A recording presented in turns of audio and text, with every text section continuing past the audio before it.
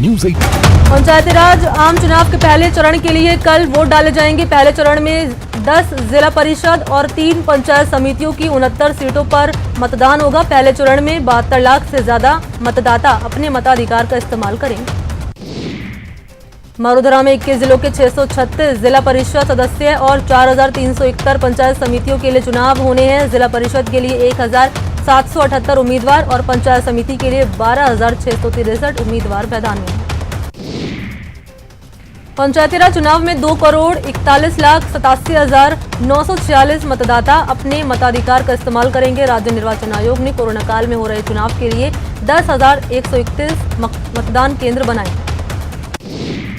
झालावाड़ में पंचायती राज चुनाव के पहले फेज के लिए पोलिंग पार्टियां रवाना हो गई है। कलेक्टर और एसपी ने वोटिंग को लेकर पोलिंग पार्टियों को जरूरी निर्देश दिए हैं।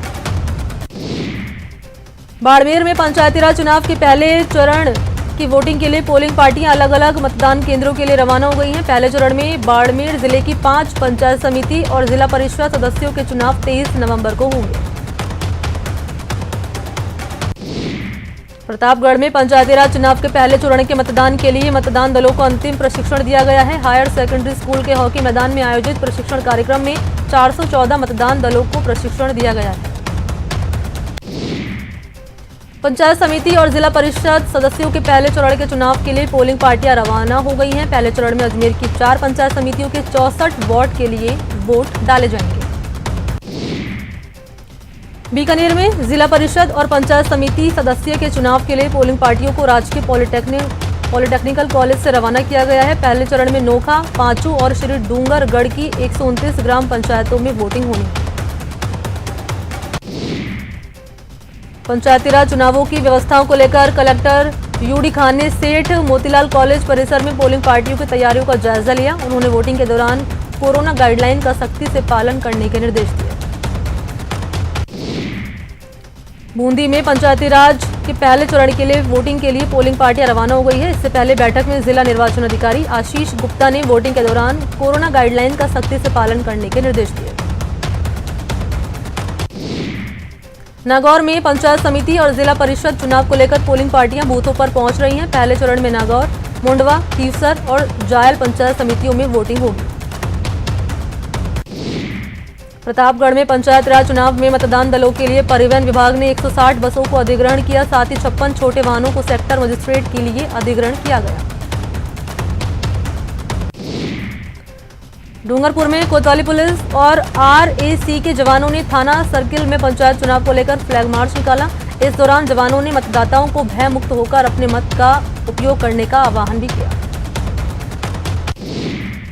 प्रतापगढ़ में पंचायत चुनाव की अंतिम तैयारियां की जा रही है। शांतिपूर्ण मतदान के लिए शहर के हायर सेकेंडरी स्कूल में पुलिसकर्मियों और मतदान अधिकारियों को प्रशिक्षण दिया गया है। बता दें कि पहले चरण का मतदान कल सोमवार को होना है। प्रदेश के खेल मंत्री अशोक चांदना का एक ऑडियो सोशल मीडिया पर वायरल हो रहा है, जिसमें उन्हें अपनी ही पार्टी के कार्यकर्ता को धमकी देते हुए सुना जा सकता है। हालांकि न्यूज़ 18 इस ऑडियो की पुष्टि नहीं करता। मंत्री अशोक चांदना के वायरल वीडियो पर बड़ा विवाद बढ़ता ही जा रहा है। कांग्रेस कार्यकर्ता को गालियां और धमकाने के ऑडियो के बाद ट्विटर पर चांदना के इस्तीफे की मुहिम लगातार जारी है। ट्विटर पर टॉप ट्रेंड कर रहा है #अशोक चांदना इस्तीफा दो। वायरल हो रहे ऑडियो पर खेल मंत्री अशोक चांदना से सफाई उन्होंने दी है। न्यूज़ 18 संवाददाता से फोन पर बातचीत करते हुए चांदना ने कहा कि मेरी किसी से बात नहीं हुई, ये मेरा ऑडियो नहीं है। जैसलमेर पंचायत चुनाव में कैबिनेट मंत्री साले मोहम्मद के भाई ने निर्दलीय उम्मीदवार मैदान में उतरकर कांग्रेस की मुश्किलें बढ़ा दी। परिवार के 4 सदस्य बगावत कर पंचायत चुनाव में डटे हुए हैं। वो इसका ठीकरा कांग्रेस विधायक रूपा राम पर फोड़ रहे हैं। जयपुर ग्रेटर के मेयर सौम्या गुर्जर ने सफाई व्यवस्था का जायजा लिया। उन्होंने मालवीय नगर के मेन रोड पर पड़े कचरे के ढेर को देखकर नाराजगी जताई। उन्होंने कहा कि डोर टू डोर कचरा कलेक्शन सही ढंग से नहीं हो रहा। कोटा में उत्तर नगर निगम की महापौर मंजू मेहरा ने सेक्टर नंबर 4 पर संचालित सभी वार्डों के टिप्परों का निरीक्षण किया। इस दौरान महापौर ने सफाई व्यवस्था में किसी तरह की कोताही नहीं बरतने के निर्देश दिए। कोटा में भी शहर की नई सरकार निर्वाचित होने के साथ ही शहर की सफाई व्यवस्था से क्षेत्र में सभी कार्यों को लेकर महापौर सक्रिय हो गए हैं। राजस्थान यूनिवर्सिटी विमेंस एसोसिएशन ने मुख्यमंत्री को पत्र लिखकर राज्य महिला आयोग में पूरा बोर्ड गठित करने और नई महिला नीति को मंजूरी देने की मांग की। बारां के अंता में प्रधानमंत्री आवास योजना के तहत ग्राम पंचायतों में निर्मित आवासों का गृह प्रवेश करवाया गया। साथ ही भूमि पूजन कर नए आवासों की नींव रखी गई। इस मौके पर जिला परिषद बारां के सीईओ ब्रजमोहन बैरवा ने सरकारी योजनाओं के बारे में जानकारी दी। हड़ौती के जल संसाधन विभाग ने इतिहास रचा है और नहर के लिए पहाड़ों को काटकर 8.7 किलोमीटर लंबी टनल बनाई है। इस टनल से प्रदेश के कोटा, बारां और झालावाड़ जिले को 7,335 करोड़ की परियोजना का सिंचाई और पेयजल का लाभ मिलेगा। कोरोना को लेकर सीएम गहलोत एक्शन में हैं। सीएम ने समीक्षा बैठक की। उन्होंने कहा कि हमारी प्राथमिकता लोगों को उचित इलाज उपलब्ध करवाकर उनका जीवन बचाने की है।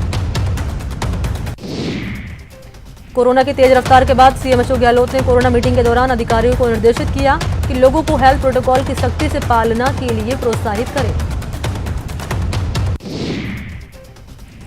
मरुधरा में एक बार फिर कोरोना का महाविस्फोट हुआ है। प्रदेश में बीते 24 घंटे में 3,000 से ज्यादा केस सामने आए। 16 लोगों की मौत हो गई। प्रदेश में कोरोना से मरने वालों का आंकड़ा 2,456 हो गया।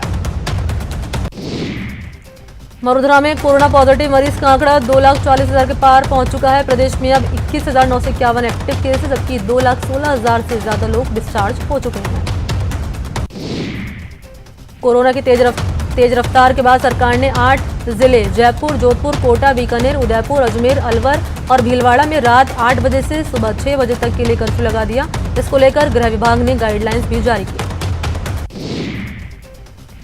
हालांकि आईटी कंपनी, दवा और दुकानों और आपातकालीन सेवाओं को कर्फ्यू मुक्त रखा गया है। साथ ही बस स्टैंड, रेलवे स्टेशन और एयरपोर्ट से आने वाले यात्रियों के लिए कर्फ्यू में छूट रहेगी।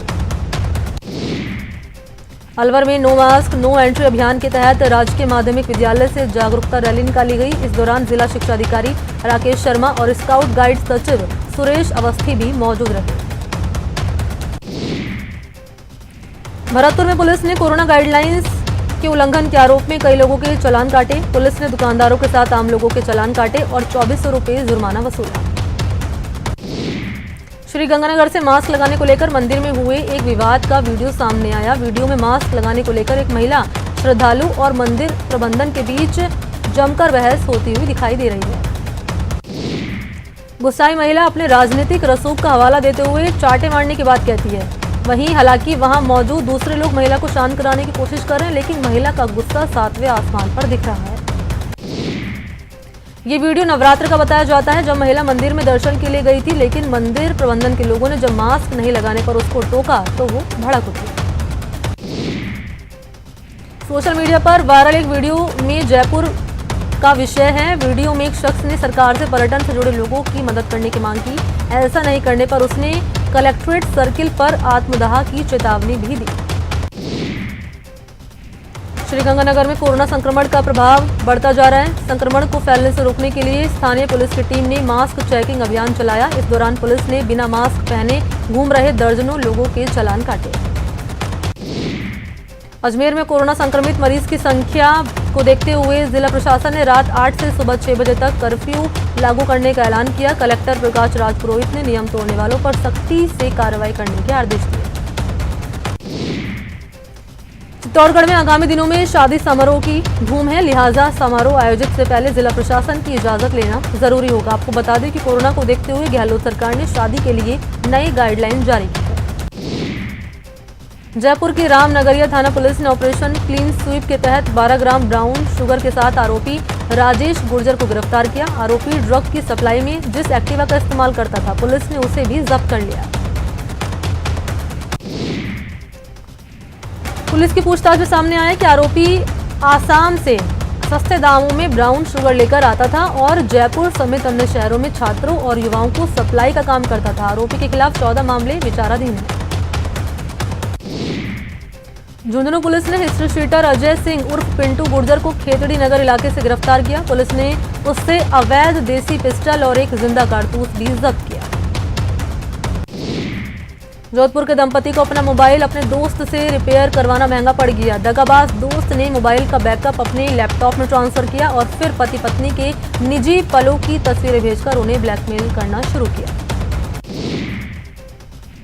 पुलिस ने साइबर एक्सपर्ट की मदद से नोएडा के सेक्टर 11 से पीयूष गुप्ता को गिरफ्तार किया, जिसके बाद हैरान करने वाली जानकारी सामने आई। आरोपी ने 5 साल पहले मोबाइल रिपेयर करते समय बैकअप अपने लैपटॉप में ट्रांसफर कर लिया था। जोधपुर पुलिस ने वाइन शॉप से 35 पेटी शराब चोरी करने के आरोपियों को गिरफ्तार कर लिया। पुलिस ने सीसीटीवी फुटेज के आधार पर 3 चोरों को गिरफ्तार किया। भरतपुर के गोपालगढ़ थाना पुलिस ने बाइक चोरी के आरोप में एक शख्स को गिरफ्तार किया। पुलिस ने उससे चोरी की बाइक भी बरामद की। सवाईमाधोपुर जिले के आरामपुरा गांव के पास 2 बाइक के आमने सामने भिड़ंत हो गई, जिसमें 2 लोगों की मौत हो गई जबकि 2 लोग घायल हो गए। घायलों को अस्पताल में भर्ती करा दिया। दौसा में 3 अलग अलग सड़क हादसों में 3 लोगों की मौत हो गई, 2 लोग घायल हो गए। बांदीकुई के काटरवाड़ा गांव के पास अवैध बजरी से भरी एक ट्रैक्टर ट्रॉली ने बाइक सवार 3 लोगों को कुचल दिया, जिससे बाइक सवारों की मौत हो गई। दूसरा सड़क हादसा सदर थाना इलाके के खेरवाल मोड़ पर सामने आया, जहां हाईवे पर अज्ञात वाहन ने राहगीर को टक्कर मार दी, जिससे उसकी मौत हो गई। महुआ थाना इलाके के समलेटी गांव के पास भी अज्ञात वाहन ने एक राहगीर को टक्कर मार दी, जिससे उसकी मौत हो गई। इतना ही नहीं, सड़क पर शव से रात भर वाहन भी गुजरते रहे, जिसके चलते शव शत विशत हो गया। सवाईमाधोपुर रेलवे स्टेशन पर एक यात्री ने शराब के नशे में जमकर हंगामा किया। आरपीएफ ने बड़ी मुश्किल से शराबी यात्री को शांत करवाया और उसके परिजनों को बुलाकर उसे घर पहुंचाया। भीलवाड़ा के हनुमान नगर पुलिस का अमानवीय चेहरा सामने आया। पुलिस ने सड़क हादसे में घायल पिता और बेटे को अपनी जीप से अस्पताल पहुंचाने से इनकार कर दिया। बाद में 108 नंबर एम्बुलेंस से घायलों को अस्पताल पहुंचाया गया। कोटा की बोरखेड़ा थाना पुलिस ने बड़ी कार्रवाई कर सेक्स रैकेट का भंडाफोड़ किया। पुलिस ने प्रताप नगर इलाके में दबिश देकर 4 युवतियों को गिरफ्तार किया। कोटा के भीमगंज मंडी इलाके में चोरों ने एक मंदिर में सेंध लगा दी। ताला तोड़कर अंदर घुसे चोरों ने मंदिर से कई कीमती सामान चुरा लिए। चोरी की पूरी वारदात सीसीटीवी में कैद हो गई।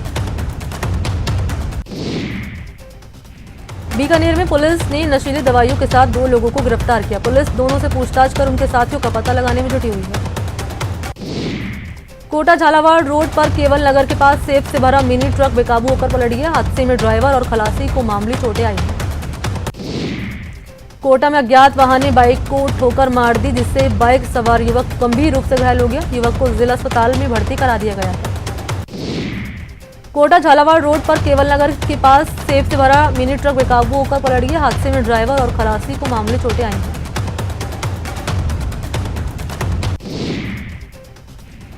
कोटा में अज्ञात वाहन ने बाइक को टक्कर मार दी। हादसे में बाइक सवार युवक गंभीर रूप से घायल हो गया। सिरोही के केवी के रोड पर अज्ञात वाहन की टक्कर से पैंथर की मौत हो गई। सूचना मिलते वन विभाग की टीम के साथ पुलिस मौके पर पहुंची, शव को कब्जे में लिया।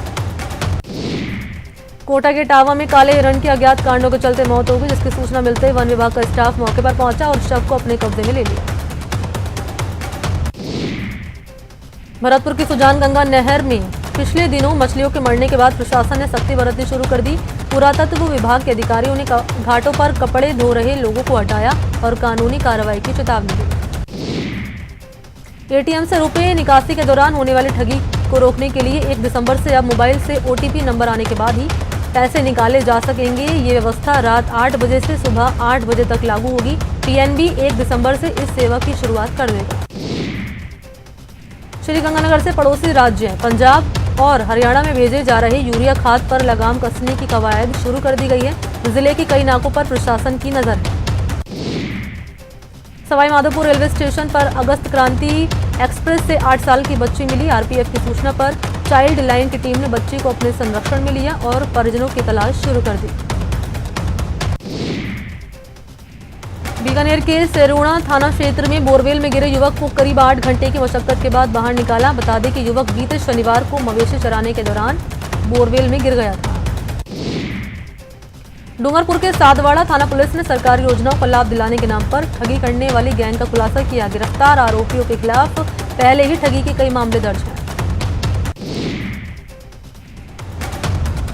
करौली के हिंडौन मंडवारा पंचायत में 2 कच्चे घरों में आग लग गई। आग शॉर्ट सर्किट के चलते लगी थी। आग लगने से गरीब परिवारों का सब कुछ जलकर खाक हो गया। आग पर ग्रामीणों ने घंटों की मशक्कत के बाद काबू पा लिया। श्रीगंगानगर नगर परिषद ने सड़क किनारे पड़े मलबे को हटाने का काम शुरू किया। नालों की सफाई के दौरान सड़क के किनारे भारी मलबा इकट्ठा हो गया था, जिससे हर दिन एक्सीडेंट का खतरा बढ़ रहा था। एसडीएम की अध्यक्षता में पीडीएस डीलरों की बैठक भरतपुर कलेक्ट्रेट में हुई। बैठक में एसडीएम ने सभी राशन उपभोक्ताओं के राशन कार्ड आधार लिंक कराने के आदेश दिए। झुंझुनू में दोस्ती सप्ताह के तहत दोस्ती हस्ताक्षर अभियान का आगाज किया गया। हस्ताक्षर अभियान की शुरुआत एसपी कराले से एसपी जेसी शर्मा ने की।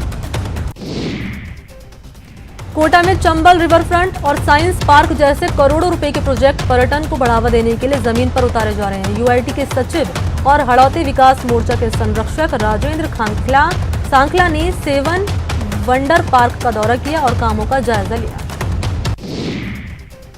तकनीकी शिक्षा मंत्री डॉक्टर सुभाष गर्ग की माताजी के निधन पर शोक जताने के लिए राष्ट्रीय लोक दल के अध्यक्ष जयंत चौधरी भरतपुर पहुंचे। उन्होंने रंजीत नगर जाकर दिवंगत प्रेमवती देवी को श्रद्धांजलि दी।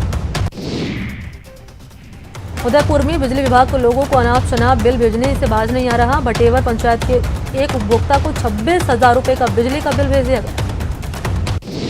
बारां जिले के छीपा बड़ाव पंचायत समिति के विकास अधिकारी गोपाल सिंह ने झंझनी और मानपुरा ग्राम पंचायत में मनरेगा के काम का निरीक्षण किया। उन्होंने अनियमितता पाए जाने पर 2 कर्मचारियों को निलंबित किया।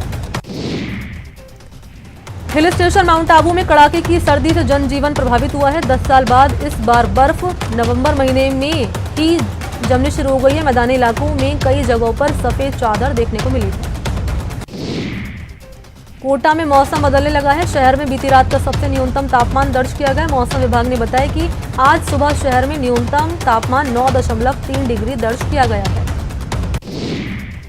श्रीगंगानगर में चल रहे ऑनलाइन आईटी क्विज में सूरतगढ़ ब्लॉक के 12वीं के छात्र हिमांशु माकड़ को विजेता घोषित किया गया। बता दें कि ये क्विज टाटा कंसल्टेंसी और सूचना तकनीकी विभाग कर्नाटक सरकार की ओर से आयोजित की गई थी।